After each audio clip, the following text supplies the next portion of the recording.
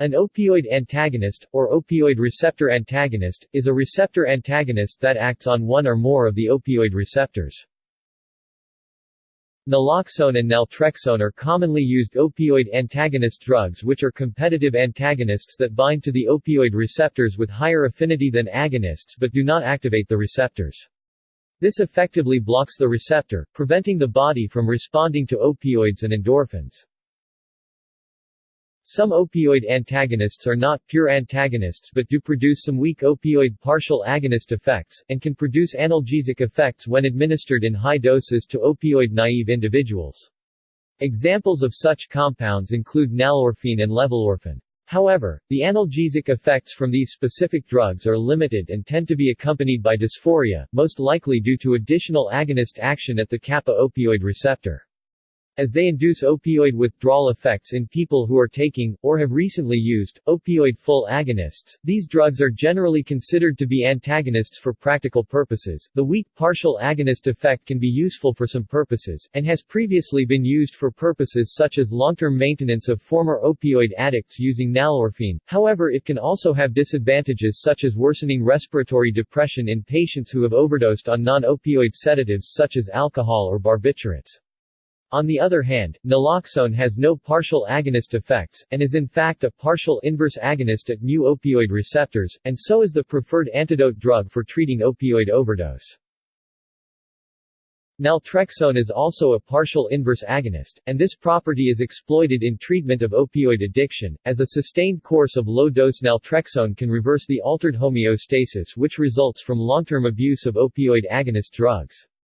This is the only treatment available which can reverse the long-term after effects of opioid addiction known as post-acute withdrawal syndrome, which otherwise tends to produce symptoms such as depression and anxiety that may lead to eventual relapse. A course of low-dose naltrexone is thus often used as the final step in the treatment of opioid addiction after the patient has been weaned off the substitute agonists such as methadone or buprenorphine, in order to restore homeostasis and minimize the risk of post-acute withdrawal syndrome once the maintenance agonist has been withdrawn.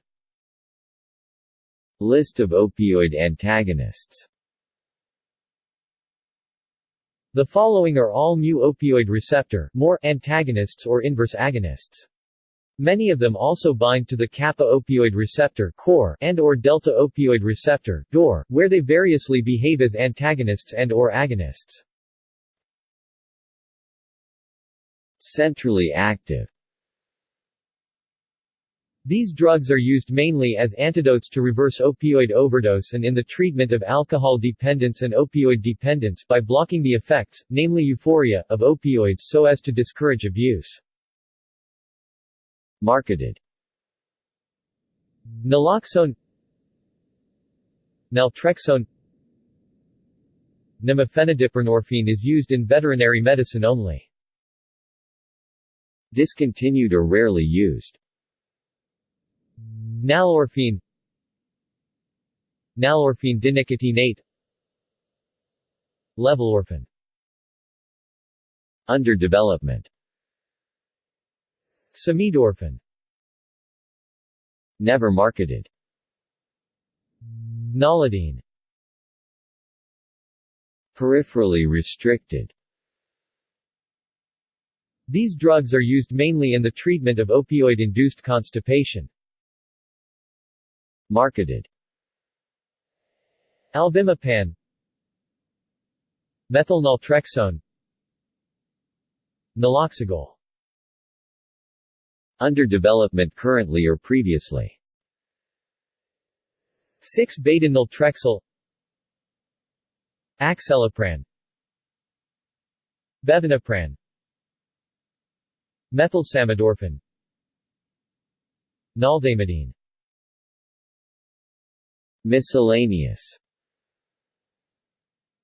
Buprenorphine and desicine are partial agonists of the MOR but antagonists of the KOR.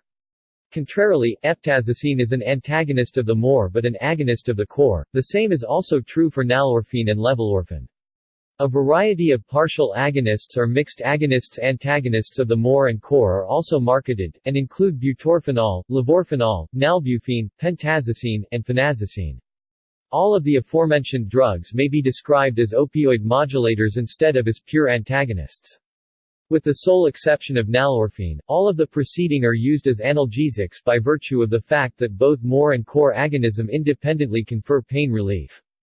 However, these opioid analgesics have atypical properties in comparison to the prototypical pure more full agonist opioid analgesics, such as less or no risk of respiratory depression for more partial agonists and antagonists, reduced or no euphoria, abuse potential, and dependence liability with more partial agonists, antagonists, and use and dose limiting side effects such as dysphoria and hallucinations with core agonists.